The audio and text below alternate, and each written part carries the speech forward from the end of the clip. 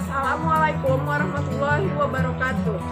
Perkenalkan, nama saya Sanah Maulidia Isnaini. Saya dari kelas 2 AMGT 4, Prodi Manajemen Fakultas Ekonomi Bisnis Universitas Muhammadiyah Riau.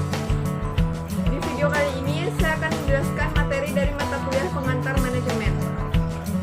Yang pertama, saya akan membahas kekuasaan, kewenangan, tanggung jawab, dan delegasi. Kekuasaan yaitu suatu kemampuan untuk mempengaruhi atau merubah orang atau situasi. Lalu kewenangan, ada dua pandangan yang saling berlawanan mengenai sumber wewenang.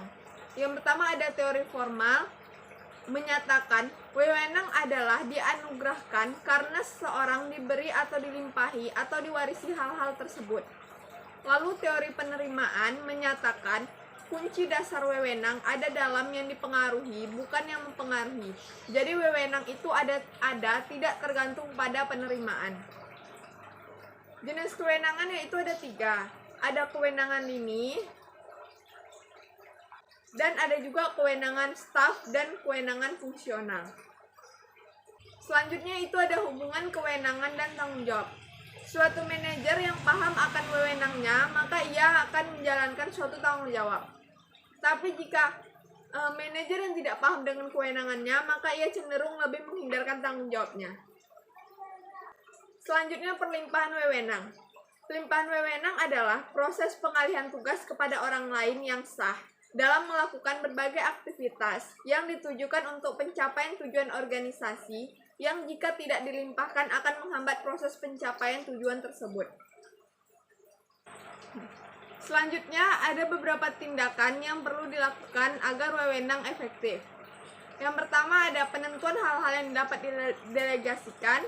Yang kedua, penentuan orang yang layak untuk menerima delegasi. Yang ketiga, penyediaan sumber daya yang dibutuhkan. Yang keempat, pelimpahan tugas yang akan diberikan. Dan yang kelima, intervensi pada saat yang diperlukan. Lalu sentralisasi dan desentralisasi. Sentralisasi merujuk kepada cara pengorganisasian di mana keseluruhan tugas, tanggung jawab, dan perintah dipusatkan dari hierarki yang paling tinggi untuk kemudian hierarki yang di bawahnya menerjemahkan dalam bentuk tindak lanjut dari apa yang telah diputuskan dari hierarki yang tertinggi. Lalu desentralisasi merupakan pelimpahan kewenangan dari hierarki yang lebih tinggi kepada hierarki yang lebih rendah dalam hal pengambilan keputusan dan penentuan dengan cara bagaimana kegiatan yang akan dijalankan. Untuk materi selanjutnya ada motivasi dan kepemimpinan. Motivasi adalah sesuatu yang mendorong seseorang untuk melakukan kegiatan tertentu. Lalu ada faktor penentu kinerja. Yang pertama yaitu motivasi, terkait dengan keinginan untuk melakukan pekerjaan. Yang kedua, kemampuan, kapabilitas dari tenaga kerja untuk melakukan pekerjaan. Yang ketiga, lingkungan pekerjaan, sumber daya dan situasi yang dibutuhkan dalam melakukan pekerjaan. Lalu ada beberapa perspektif kontemporer mengenai motivasi. Yang pertama ada perspektif kebutuhan, ada perspektif keseimbangan, ada yang ketiga pengharapan, lalu penguatan dan penyusunan. Selanjutnya kita akan membahas kelompok kerja dan komunikasi dalam organisasi.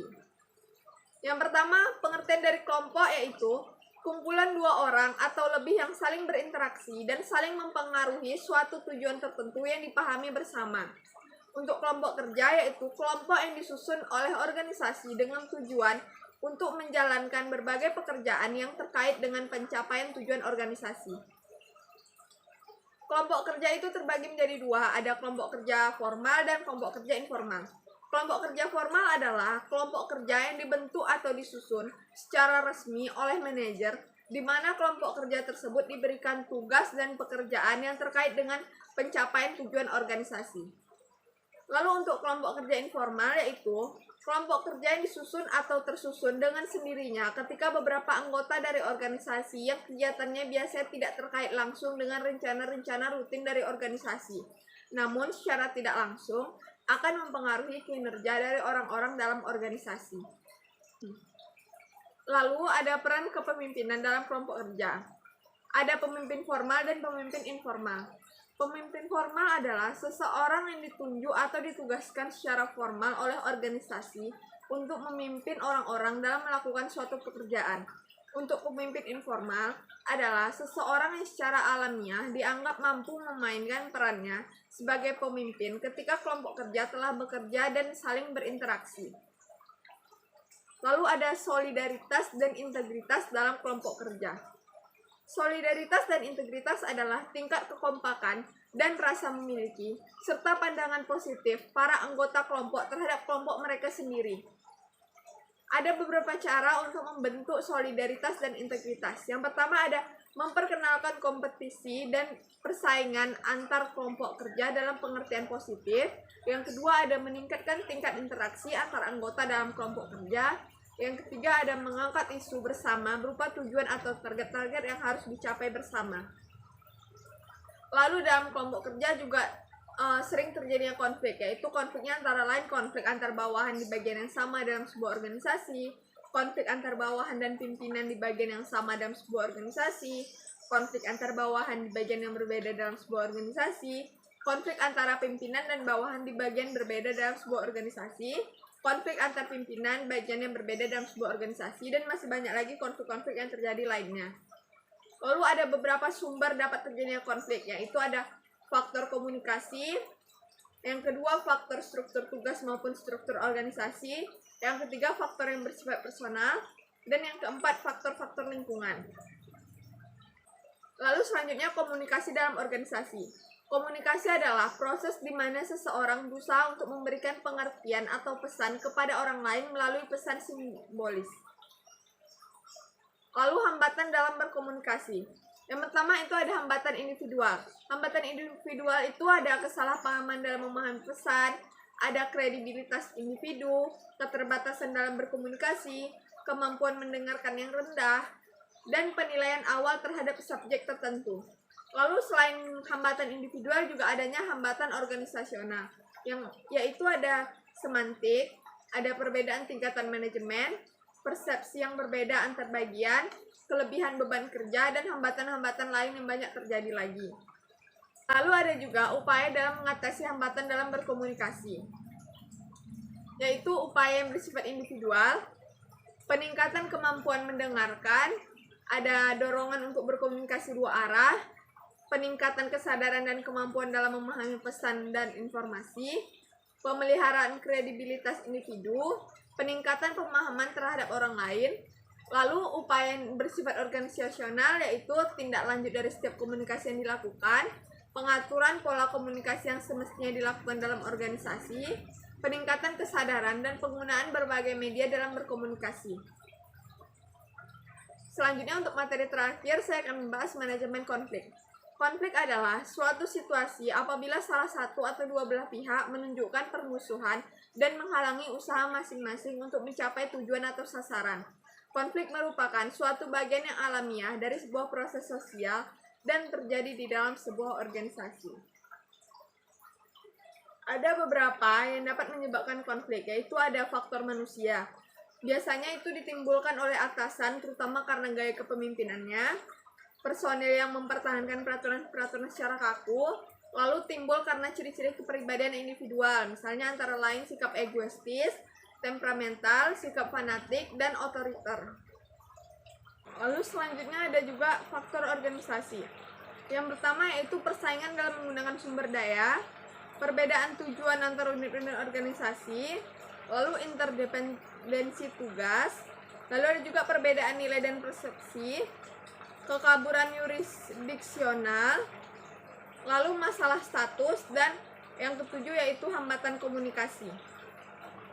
Ada beberapa akibat-akibat konflik, yaitu yang akibat yang ditimbulkan akibatnya negatif, yaitu menghambat komunikasi, lalu yang kedua mengganggu kohesi atau keeratan hubungan, lalu yang ketiga mengganggu kerjasama, lalu mengganggu proses produksi, menumbuhkan ketidakpuasan terhadap pekerjaan, dan juga ada individu atau personil mengalami tekanan.